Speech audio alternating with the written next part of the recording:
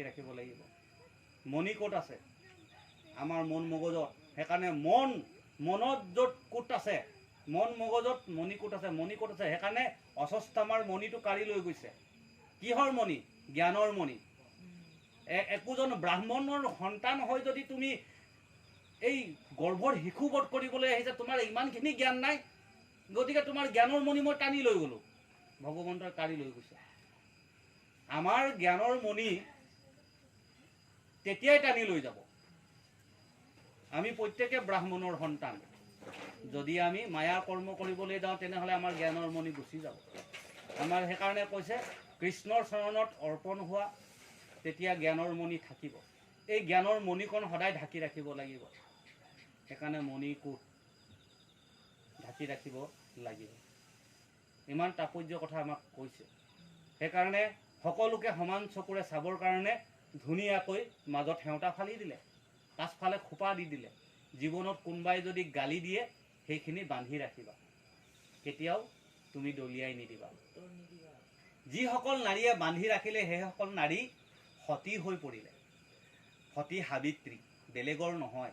সতী সাবিত্ৰীৰ জন্ম হৈছে আমাৰ অসম মুলুকত। ওদালগুৰিত এতিয়াও আছে দেউলা লখিন্দৰ যিখিনি, গম পাইছেনে? তো ইয়াত জন্ম হৈছে। বেউলা ক'ত জন্ম হৈছে? সতী বেউলা, যিয়ে মৃত্যু হোৱা স্বামীক ঘূৰাই আনিছে, সেইগৰাকী বেউলা ক'ত জন্ম হৈছে? আমাৰ অসমত। সতী ৰাধিকা ক'ত জন্ম হৈছে? বেলেগত নহয়। সতী ৰাধিকাৰ জন্ম হৈছে আমাৰ অসমত। যিগৰাকী ৰাধিকাই শংকৰদেৱে কৈছিলে তম্বুৱান নদীৰ যি মানে ভেটা ভাঙিছে, তাক ঘূৰাবৰ কাৰণে পলহত পানী আনিব লাগিব। সতী ৰাধিকাই গৈ পেলাই পলহত পানী লৈ আহিছে। এগৰাকী কৈৱৰ্তৰ নাৰীয়ে।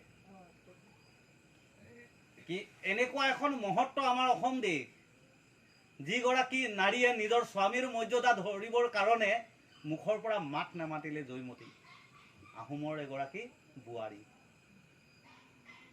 আজি আমাৰ সেই নাৰীসকলৰ সেই মৰ্যাদা আছে নেকি? স্বামীৰ কাৰণে ত্যাগ কি কৰিছে? খোপা বান্ধিব পাৰিছে নেকি? আমি যিখন এই দেশত সতীত্ব বাৰণ কৰা নাৰী আছে, সেইখন দেশত আজি নাৰীসকলে কি কৰিছে? ভাং খাইছে, চুলাই খাইছে, মদ খাইছে আৰু জুৱা খেলি পেলাই কি কৰিছে? গোটেই আমাৰ অসম দেশৰ মৰ্যাদা লাঘৱ কৰাই দিছে। নহয়নে? এবাৰ ভাবকচোন, কিয় আমাক এই খোপাটো দিছিলে? খোপা বন্ধাটো বান্ধিবলৈ শিকিব লাগিছিল। মোৰ মাজতে কথা এটা কওঁ,